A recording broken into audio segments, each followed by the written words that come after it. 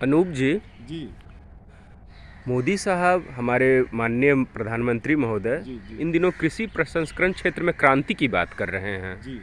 आप इसके बारे में क्या सोचते हैं? यदि आपके पास कोई विचार है तो उसे हमें अवगत कराएं। बहुत बढ़िया, बहुत बढ़िया। मैं इस पर अवगत कराना चाह रहा हूँ कि प्रधानमंत्री जी को ये लगता है मुझे पता ही नहीं कि क्रांति क्या होती है। जी। क्रांति का मतलब होता है कि आमूल-चूल परिवर्तन लाना। जैसे मान लिया जर्मनी में हुआ, उसके बाद फिर कार्ल मार्क्स के टाइम में भी हुआ, हिटलर के टाइम में हुआ, चाहे विश्व में जहाँ-जहाँ भी हुई है। क्रांति का मतलब होता है कि भुखमरी, अत्याचार, शोषण, बेरोज़गारी से मुक्ति मिलना। लेकिन आज के दौर में तो कहाँ इससे मुक्ति मिल रही है।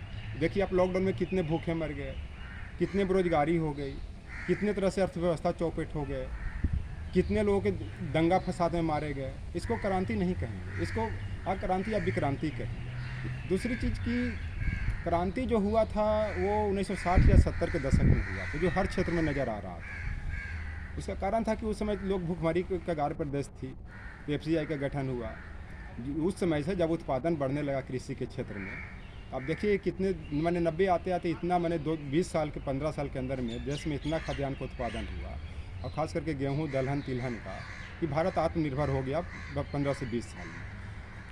सिर्फ कृषि क्षेत्र में नहीं, इसरो के क्षेत्र में भी देखिए, स्पेस के क्षेत्र में देखिए, यहाँ आर्यभट्ट जो उपग्रह था उस पर जो सैटेलाइट छोड़ा गया उसमें सफल हुआ।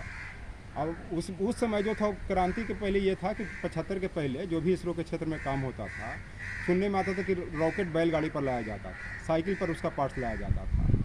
लेकिन जब 60 के बाद देखिए आप, जो भी 2010 के आसपास आते हुए, कि कितना इसरो ने डेवलपमेंट किया 214 तक। आज मान लिया जाए कि कोई सैटेलाइट ब्राज़ील के साथ अभी जो इसरो ने छोड़ा है, तो उसमें जो काम किया गया है कि आज शायद आपको जानकारी भी होगी, मीडिया वाले आदमी हैं, तो उसमें गीता के साथ प्रधानमंत्री जी का फ़ोटो भेजा गया। गीता का तो अर्थ ये निकलता है कि फल की चिंता मत करो, कर्म करते जाओ, तुम सफल होते जाओगे। लेकिन मोदी जी, अगर मान लिया मोदी जी के जगह पर कृष्ण का फोटो भेजा जाता तो एक बात में समझ में आती है कि कृष्ण ने गीता लिखा था, मोदी जी ने तो गीता लिखा नहीं है। तो अगर ये दिखाना चाहते हैं कि मैं कृष्ण हूँ, तो कृष्ण बनने से नहीं हो जाएगा। कृष्ण की तरह कर्म कीजिए, काम कीजिए। और कृष्ण का मतलब होता है कि आकर्षण, जो सबको आकर्षित करे। लेकिन मोदी जी तो अपना बीवी को भी आकर्षित नहीं कर पा रहे हैं कि ये कैसे कृष्ण बनना चाहते हैं। दूसरी चीज़ की सिर्फ सूट बूट से आकर्षण नहीं बनता। हाँ, पर्सनालिटी के लिए सूट बूट एक पहलू हो सकता है, लेकिन सबसे बड़ा क्वालिटी होता है। कृष्ण ने उस समय जमुना नदी में कलिया नाग को दमन करके सबको, गोकुलवासी को और यशोदा नंद और उसके प्रजा को रक्षा की, इस कर कृष्ण कहलाए। उसके बाद पुतना नारी को बचपन में ही दूध पीते समय उन्होंने हत्या कर दिया, उसके कारण कृष्ण कहलाए। ये तो राक्षसों को मैंने प्रशिक्षण दे रहे हैं, उसके बाद संरक्षण दे रहे हैं। देखिए दंगा में कितने लोग मारे जा रहे हैं, मॉब लिंचिंग में कितने लोग मारे जा रहे हैं। इस चलते इसको क्रांति नहीं कह सकते हैं। दूसरी चीज़ की मैं आपको बता देता हूँ कि आज जो देखिए सोशल मीडिया पर किस तरह से नियंत्रण कर दिया गया है कि बेचारा अभिव्यक्ति को स्वतंत्रता नहीं मिल रही है। सिर्फ सोशल मीडिया में तो वेब सीरीज है, तो सिर्फ बहाना। जैसे कहावत है, राधा कृष्ण का मिलन तो एक बहाना था क्योंकि प्रेम जताना था। तो सोशल मीडिया का तो एक मिलन बहाना है नियंत्रण करना, इसको तो सब तरह से पंगु बनाना है। और इसमें मैं एक चीज़ और बताता हूँ कि प्रधानमंत्री जी से मैं आग्रह करना चाहता हूँ कि दिल सागर के जैसा रखिए प्रधानमंत्री जी, नदियाँ खुद ब खुद मिलने आप में आ जाएगी।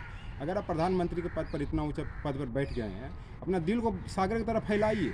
लोग आपको खुद कृष्ण मान लेंगे, खुद राम मान लेंगे, खुद आपका प्रशंसा करेंगे। सिर्फ अपने कहने से नहीं हो जाएगा, अगर समाज एक्सेप्ट करेगा, देश एक्सेप्ट करेगा, तभी ये हो। दूसरी चीज़ की ये जो आज को कृषि प्रसंस्करण क्षेत्र में अडानी अंबानी को ये दे रहे हैं कि बिग एप्पल का देख लीजिए, चाहे रिलायंस एप्पल का देख लीजिए, फिर कॉन्ट्रैक्ट खेती की बात हो रही है किसान के साथ, इसको आप देख सकते हैं।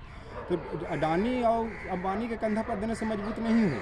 ऐसे बता देना चाहता हूँ कि प्रधानमंत्री जी से आग्रह करता हूँ कि अपनी देश की जिम्मेदारी खुद के कंधों पर लीजिए जनाब प्रधानमंत्री जी, क्योंकि दूसरे के कंधों पर अर्थियाँ जाती हैं, उठती हैं। इस कारण ये कहना उचित नहीं है कि मैं अंबानी या अडानी को ला करके मैं इसको कृषि प्रसंस्करण क्षेत्र में मजबूत कर दूंगा। इससे कुछ होने वाला नहीं है, इसमें कुछ करना पड़ेगा। अब एक चीज़ आप बताता हूँ कि कृषि प्रसंस्करण क्षेत्र में जो भी आप कोरोना का जो फैलने का कारण कृषि प्रसंस्करण क्षेत्र, इसका मतलब कहने का मतलब कि इससे जो भी फूड बना है उसे खान पान में जो गलत असर हुआ उसके कारण कोरोना फैला, क्योंकि बॉडी का इम्यूनिटी नहीं है। आज भी गांव में कोरोना कहाँ है, कोरोना तो है नहीं, क्योंकि उनका इम्यूनिटी मजबूत है। मान लीजिए आप कोरोना के इंजेक्शन भी दिला दीजिए क्रांति ला करके, उससे क्या हो जाएगा। जिस आदमी को खाने का ठीक से ठिकाना नहीं है, दवा तभी फायदा करता है जब उसका खाने का ठिकाना हो, ह्यूमिनिटी मजबूत हो।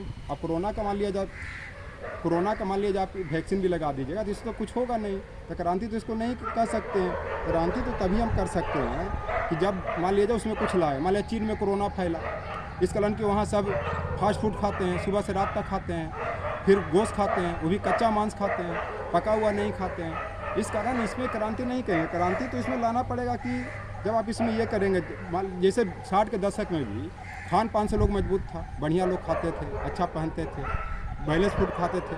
आज तो सुबह से उठिए तो बच्चा के लिए फास्ट फूड, स्कूल जा रहा था फास्ट फूड। तो कृषि प्रसंस्करण क्षेत्र से और बीमारियां बढ़ेगी। मैं नहीं कह रहा हूँ कि इसको नहीं रोजगार बढ़ाइए, लेकिन इस पर खान पान पर कंट्रोल कीजिए और सब कुछ कीजिए, तभी क्रांति सफल होगी। कहने से सिर्फ कृष्ण बनने से नहीं हो जाएगा। आज सिर्फ कृष्ण नहीं बनिए, कृष्ण की तरह काम कीजिए। दंगा फसाद करवाने से, मॉब लीचिंग करवाने से शांति क्रांति नहीं करते। क्रांति कहते हैं जहाँ शांति व्यवस्था स्थापित हो, जहाँ राम राज हो, कृष्ण राज हो। यही मेरा वक्तव्य है।